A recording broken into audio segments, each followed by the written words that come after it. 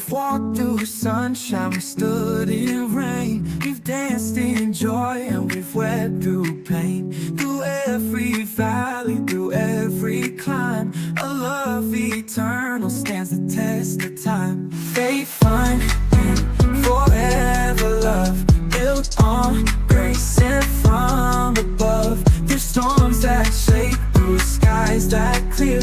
His hand has held us year by year.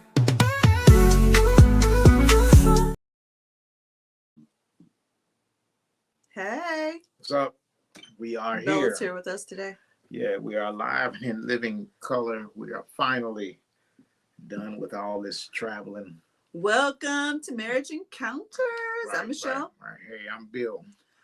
And Thank you for inviting us into your home, your car, your office, or wherever you're watching today. We're here at Marriage Encounters. Our passion is helping couples build stronger marriages through faith, fun, and forever love. yeah. Don't forget that part. You got to remember that part. Remember, this month we're beginning a brand new series for those of you that have been tracking with us called The Heat is On. And it's definitely been the right time to talk about the heat. Listen, we were in Vegas just the other day, and it was 115 degrees. We walked from the hotel to the parking lot to the sidewalk and said, man, that's enough. We'll see you when it gets dark. I mean, the heat was intense. So it parlays right into what our theme is for this month. We was definitely not in Kansas City. No, we were not in Kansas, boy. And protect the bald head at all costs out there, boy. It was a lot. So, but truthfully, before you think we're talking about the weather, that's really not what we're talking about concerning your marriage with the heat being on. What are we talking about? Yeah. So, no matter where you live, in every marriage, eventually you'll experience heat. And I'm not talking about the kind of heat that most of us fellas enjoy. I'm talking about the other kind of heat, the other kind of heat that like you in hot water kind of heat. And sometimes it can be financial heat. It can be health heat. It can be just everyday life that's heating up. It could be arguments and spats with your spouse that's causing things to heat up. But I don't care how wonderful you say your spouse is. Eventually, you will end up in a heat environment. Yeah. I don't want to call it a heat. Yeah, I don't want to call it a heated exchange because that sounds like argument, and we're gonna stay away from that. But you end up in an environment that's causing a little bit of tension and a little bit of friction. And so when that happens, how do you handle those situations? Yeah, today's question is real simple. What kind of heat is your marriage experiencing right now? Don't answer it too quickly. Think about it. Because identifying the heat is the first step towards healing what has brought the heat. So take some time and really think about what has been bringing us to those places of tension. Is it the kids? Is it our schedules? Is it our finances? Is it our love life? What has been bringing the heat? Right. And if you notice, people kind of respond differently in heated situations. Let me say it in hot weather. I can take a little bit more of the hot weather than probably most. And so some people love the summer, though as you age, you like, give me some AC, baby. When I was younger, the heat wasn't no problem. It still ain't no problem, but I need to get in and I think it's kind of those different seasons of your life. Because you real old people like the hot. Yeah, they like it hot. That's why when you go to your grandma and your great grandma's house, it's hot as a firecracker up in there like, in the summertime. Do y'all have air? Right. But the truth of the matter is people respond differently to hot weather. Some people love the summer. Some people can't count the days until fall. And heat in your relationship is the same way. Some people experience, all people experience it differently, and depending on how you experience it, some of it is your historical data or baggage that you bring with you into the relationship determines how you respond. Let me say this quickly. If you came from an environment where there were high verbal exchanges, in other words, people talk, that's a nice way of saying people argued all the time, then you will normally, your default will be to argue loudly, right? Yeah. That's your default. That was the environment you were raised in. That's how you think you're supposed to handle it. Somebody else, came from an environment where everybody gets quiet and everybody shuts down. And so they shut down. So the challenge is, though you came from two different worlds, how do you navigate this heated situation together? Right. Right? Yeah, when we think about our marriages, it's the same. It's really that, how do we determine what is the best for our relationship? Because we've seen things that have happened.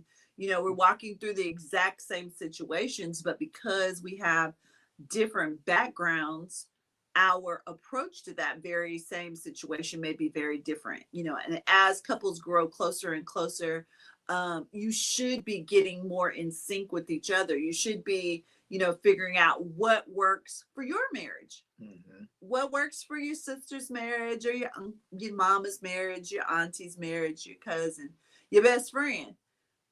Don't have nothing to do with you, because the heat that they experience is different.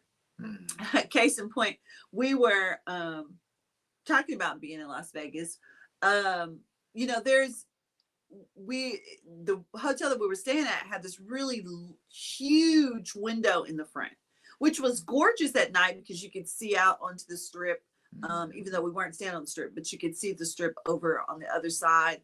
And so you could see it was very gorgeous. But the thing about it was, because that window did not have a shade on it, it was producing a great amount of heat. So you could tell where the sun was shining, because you could feel the heat. As soon as you went out to the hallway, you could feel where that sun was versus where the parts where it was in the shade. It was marketable difference, 10 degrees difference between, in 5 feet. And sometimes that's how our relationships are. We are in the same space, but because of the proximity to the situation, because of how I look at it, because of how close I may hold it, or because of the buttons that it may push, my response to that may be way more heated than yours. My response may be, in having talks with couples that are going through situations. Sometimes, one of the spouses is, like, hey, it's all, everything's cool. Yeah, it's a bad situation, but I'm not going to flip out about it. I got this, God's got it. And the other one's like, what are we going to do? Oh my God. Same situation. Right. Same situation. Different responses. Right. And so as we matriculate in our marriages and we go through life, and we, because life be lifing and stuff be happening, how are we going to deal with that? Right. Because I think over the decades, literally decades that we have been married, after all of these years together, almost 36 here in a few more months, the one thing we come to realize is that pressurized situations don't create your character. It simply reveals it. And so when the heat is on in your relationship, it's really showing what's been there. And that can be good and bad. It's bad because sometimes you might erupt like a pressure cooker, the steam might just start spilling out. But at the same time, it's good because it helps you to see areas in your life that maybe you haven't got control over yet. And you thought you had that handled. You thought you had that situation put to bed. You thought that would never bug you or bother you again. But all of a sudden, under the pressure or under the heat, you recognize, man, I ain't got over that yet. So now it gives you something as a couple for y'all to work on and work together. I think that's interesting that you brought up a pressure cooker, because when you think about a pressure cooker, it is designed to hold heat in. It's designed to let that heat and that pressure and that the weight of what's happening actually cook the product much faster than it would without that pressure. And so sometimes we don't like the pressure, but the pressure is there to get us moving and to get that thing revealed. I don't think that, when you think about glass, we were in Africa and we were watching the glass blowers. Mhm. They were taking that, the glass that they had broken up and creating something new with it and putting it in that fire, and it was like glowing hot. Mhm. And but that glowing hotness of that fire created something that was so absolutely gorgeous, like amazingly gorgeous. And so when we think about the pressure that comes into our marriages, and we think about the heat, are we communicating, are we trusting, are we forgiving, are we loving? Sometimes that heat will introduce a problem. um but when we think about it, it really is just about revealing it. We Right. sometimes we're not aware that the problem is there, Right. Right. and as we start to that pressure comes on, and the things of life start to happen, we start to realize, oh crap, that's maybe not so together. Right. I thought I had that under control. That my wife was mentioning the glass blowers in Africa. The Pope brothers over there, they don't have gloves. They just have wet newspaper stacked together. How they Yeah. handle that? And brother's hands were burned up because he was too close to the fire. Uh, yes, he was creating a wonderful product, but the result of him being that close to the intense heat was he had the scars Yeah, to he did. prove that he was too close. Yeah. And sometimes in your relationships, you bear the scars of previous encounters. That's good. And so the question and the challenge becomes is, can I get past the scars that are there? Recognize that they're there as a reminder, but I don't have to associate it with the pain anymore because the pain is gone. And so if you look at your scars and all it does, trust me, I was in a motorcycle wreck, spent 2 weeks in the hospital, 2 surgeries, and all summer laid up. And that was over 40, maybe 43 years ago. I still have scars from that on my body, right? The scars are no longer painful, but they can be a reminder of things that I shouldn't do. Yeah. Let me make it plain. Shouldn't do stupid stuff. All right. They can be a reminder of that dumb stuff that you did that got you in trouble. All right. So be aware of that. Let me give you another analogy. If you were to take an orange and squeeze it, right, and you squeeze it tight enough and the juice comes out, the juice comes out of the orange not necessarily because you're squeezing it, but because the juice was always on the inside. Yeah. Okay. And so because it was always on the inside, when it was in the right environment, it had no choice but to release it. Remember that. Yeah. All right. The Yeah. orange didn't release its juice just because you asked it to. Right. But in the right situation, the right environment, Right. here's the key, what was on the inside came out. And that's the challenge for us in our relationship. In the right situation, in the right environment, what's on the inside will come out, whether that's love, our anger, our viciousness, or an attack, or blowing butterfly kisses. It will come out. It will be revealed. And literally pressure works the same way. If criticism comes out, it was already there. If anger comes out, chances are it was already there. If kindness comes out, it was already there too. So in a heated situation, check yourself before you wreck yourself. You got to grow a Jerry curl before you can say check yourself before you wreck yourself. But in a heated situation, what is coming out consistently? Yeah. Because whatever, not by accident, but consistently, do you respond the same way every time? And if you do, that's probably an area in your life that you have not got the victory over or not governed it as of yet. Yeah. Okay. Yeah. So our scripture today is Luke 6:45, and says, "For the mouth speaks what the heart is full of." Woo! What's coming out of your mouth is what's in your heart. That's a powerful statement, because when life gets hard, our hearts eventually will become visible by what we say. Wow, that's heavy. Did you hear what she said?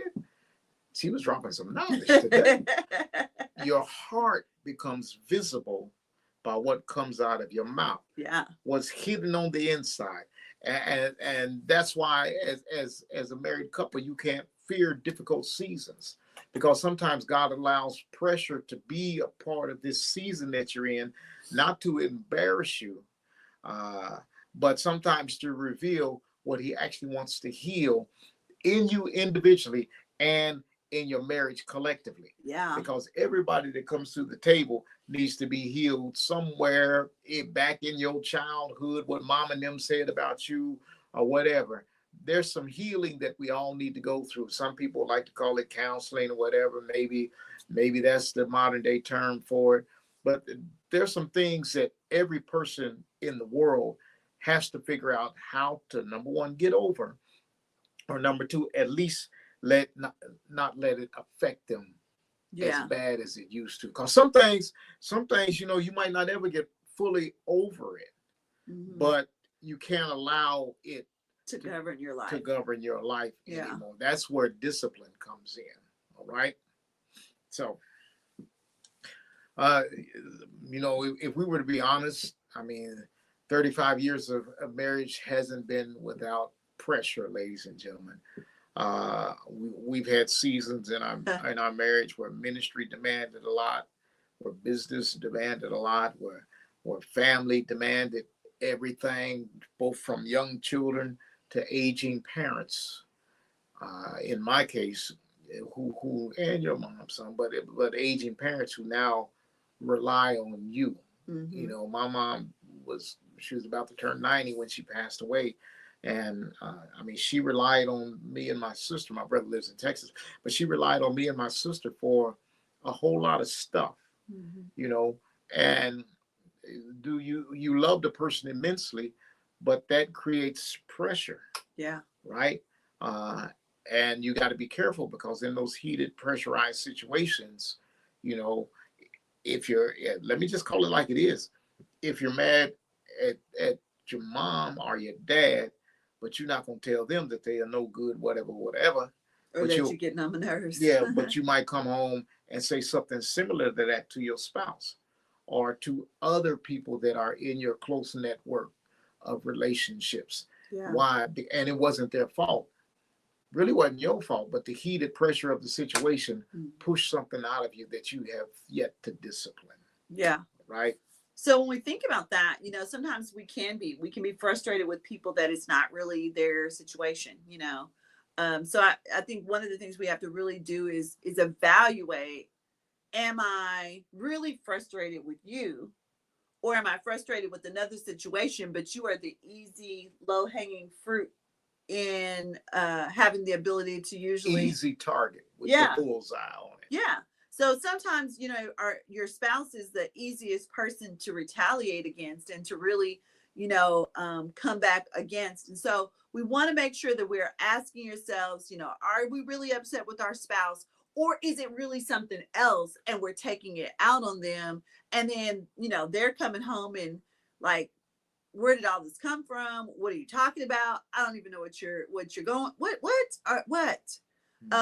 And sometimes it's really not them. It really is other situations. But because we can't say what we want to say in those situations, we can't act out in those situations, we can't respond to the people the way we want to. We sometimes will give that to the person that we love the most, but sometimes will hurt the most. Right. And we see that happening. I mean, it happens all the time. Uh, and sometimes you might become real quiet, not because you're angry, but because you're carrying something and you haven't been able to talk about it or express it with your spouse. And it might not have even originated from them. You know what I'm saying? And I think in those situations, two things. It's okay to tell your spouse, listen, I just need a little time to process some stuff. Now, when you do that, we talk about this in marriage counseling. Make sure that you set a specific time where you can come back together. Okay, because you've been processing the last 48 months, bro. You need to come on. You ain't processing no more. All right, you didn't process all your hair processed now. It's all straight. It's all processed now. Right. So understand that that sometimes you need time to process. Number one. Number two. Sometimes, if it is possible, eliminate that external frustrating factor out of your life if you can, because a whole lot of stuff comes from people that we don't really know, Mm-hmm. Some we don't even like, True. right? But you let them dump on you. That's true. And because you let them dump on you, now you bring that pressure home. I mean, for me, my voice mail tells you clearly, if it's after 5 o'clock, I'm not taking Your calls call. from the business. I don't take calls after 5 o'clock. I don't take calls on the weekend. Why? Because I don't need that pressure added to me. Mm-hmm. And so the discipline I have found is to tell people, hey, listen, this is the thing. If you call me during this time, I'll answer, or at least we'll call you back. But if you call me after this time, that's my private time. And I don't need you adding pressure in a Yeah. time that's private to me. Setting those boundaries and holding on to them. Because a lot of times we'll set them and then we will succumb to the pressure and then we're mad. Right. And we're frustrated because, such and such said blah, blah, blah, blah, blah, blah, blah. Well, if you hadn't answered that call at that time when you had already set the boundary, then you wouldn't be mad. Right. So, I mean, sometimes you think that you can handle it. Sometimes you assume as guys that we can fix it, or I'll just carry the weight of it. But eventually pressure leaks out. And I tell people this all the time. Just because you carry it well doesn't mean it's not heavy. Yeah. And over time, the weight of it will begin to take its toll on you. All right. Yeah. So we're going to look at four sources of heat, not to blame, but to recognize them. Okay. So number one, big one, financial pressure. Money isn't just dollars, ladies and gentlemen. Money could be dreams. It could be security. It could be fear. It could be expectations. It could be the lack thereof, or the abundance thereof creates spaces that you don't need to be in. Yeah. The second one is time pressure. Sometimes we're so busy making a living and doing all of the things and, trying to show up on social media and trying to be all of these places that we stop making a life together. And so make sure that you are not allowing your time to dictate what you do, but for you to dictate what your time is going to do.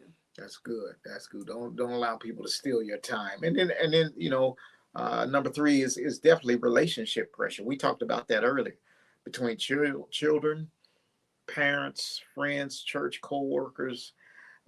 Everybody wants something from you. Everybody's pulling at you, and you think you can handle it, but if they pluck piece by piece by piece, there's a phrase they use down in Louisiana called duck plucking. I shouldn't even, in the prison system, this is probably back in the day, they called it duck plucking because they wouldn't, if you were in the institution in prison and the sidewalks needed to be cleared of grass, they didn't give you no Roundup, well, no weed eater. You had to pluck the grass out. Yeah. And they called it duck plucking, right? Yeah.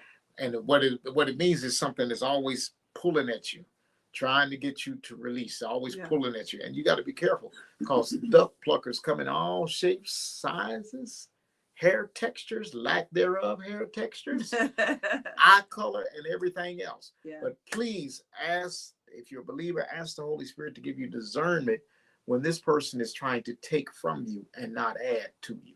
And sometimes that can be your family. Sometimes that can be the people that you love the most. I mean, especially with adult children, I know that, just having conversations with other women that there's this piece in which you want to, just be so involved in your adult children's lives. And sometimes you've got to pull back from that. Right. They're adults. Right. Let them adult, let them live their best life. Let them do what they want to do. Trust me, when they need your help, they'll come to you. But this is the time when your kids are adults. This is the time for you to go off and do what you need to do and to reinforce your marriage and to do some of those things, to go on vacations and all of those things so that we're not so heavily involved in those adult children's lives. I know that it can be, yeah. Anyway. Well, let me say that there's a reason why the coach coaches from the sideline. True. Okay. Most of the time, well, about all the time, the coach is older, more seasoned, and he brings a wealth of experience. He doesn't bring the physicality because he can't get in there and dunk no more. That's But true. he can tell you why you missing that 3-pointer because you know your elbow is out instead of tucked in. There's a reason why the coach coaches from the sideline. If you have an adult children, coach from the sideline.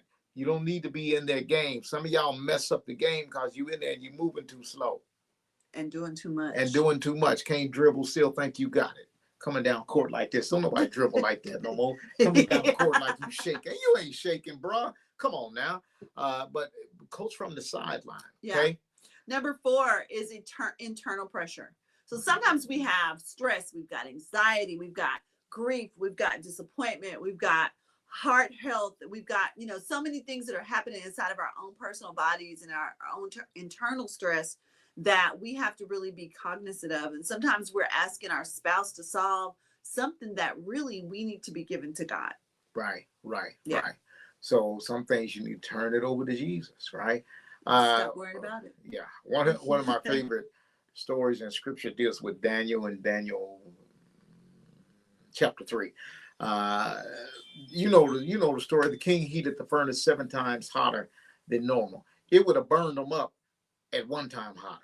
Right. It would have burned them up just at hotter, right? but he heated it 7 times. He expected the fire to destroy God's people. Instead, what the fire did was it revealed the presence of God in the lives of the 3 Hebrew boys. It literally revealed the presence of God in them, not only in them, but the presence of God in their environment and in their situation, right? So recognize that the heat of the furnace revealed the God that was on the inside of them and the God that was with them in the situation. Whew. That should encourage you, should encourage your marriage. God never promised they wouldn't walk, they wouldn't walk through the fire. That he never said, hey, I'm going to take the fire out of the heat out of the fire. They were in there, but he was in there with them. So I want you to be encouraged today to know that God is in your situation with you. If you will just trust him, if you will seek him, he should be the 3rd person in your marriage. If you will really, truly, truly walk with him. This is why Marriage Encounters is built on the 3 words: faith, fun, and forever love. Faith gives us, ladies and gentlemen, something to stand on when everything around us feels uncertain. As a matter of fact, going back to the Hebrew boys, remember they said, hey, king, we ain't careful to answer you about this. Our God is able to deliver. And if he won't, we are not going to bow. The king said, cool, I'm finna throw your monkey butt in the fire. Now you think about that. They challenged the king, and the king said, okay, well, we got you then. Into the fire you go. Yeah. Right? Sometimes, but their words were that we're not careful. And the king responded by saying, I ain't careful either. Right. I mean, you finna get in this, right? Yeah. So faith gives us something to stand on when everything around us feels heated and uncertain. Fun reminds us to enjoy each other. Not every conversation has to be serious. Laugh, date, dance in the kitchen, take a walk. Joy strengthens your relationship. And forever love, ladies and gentlemen, means commitment. Not because every day is easy, but because love chooses to stay engaged. Love chooses to stay connected, especially when life gets difficult. So if you're watching this on a recast, whether it's the podcast or whether it is on Facebook, stop this and just stop and ask your spouse, what has felt the heaviest for you lately? Have that question, have that time. And if you're watching this live, you can go and ask them later, what has felt heavy for you lately? And then your second thing should be, what can I do this week to help you carry that burden? Yeah. Right? Don't defend it. Don't interrupt it. Don't solve it. Just listen. What can I do to help you carry this weight? This week's challenge is called Turn Down the Temperature. Every evening this week, I want you to really spend some time, 15 minutes, 10 minutes, whatever you can do, 5, 10, 15. No phones, no television, no distractions. It's going to be a heck of a week for y'all. Y'all, you're doing it too, buddy. It's gonna be, what? I thought we was teaching the class, not participating in the class. Yeah, we have to participate too. Okay. Just ask one question. What's the hardest part of your day? Then pray together before you go to bed. Simple, consistent, intentional. We need to work on the praying before you go to bed together thing too, Yes. because we don't really do that. Exactly. So, all right. So, if today's conversation encouraged you, ladies and gentlemen, share it with another couple. Someone you know may need to hear this as a reminder. They might need these very words released on today. We're on Facebook, we're on YouTube, and the Conversation Radio Network. Yeah, we balling out of control like that. Anyway, Facebook, YouTube, and the Conversation Radio Network. You can find us on all three of those platforms. We are really here to help you build strong, healthy marriages. Yes, and remember, the heat doesn't have to destroy your marriage. It can develop your marriage if you let God use it. Thank you for joining us for Marriage Encounters, where we're helping couples build stronger marriages by keeping the faith, protecting the fun, and choosing forever love. We'll see you next Monday. Practice making babies. Bye. Thank you for watching, and make sure that you join us on YouTube and our webpage, Marriage Encounters with Bill and Michelle at Weebly.com.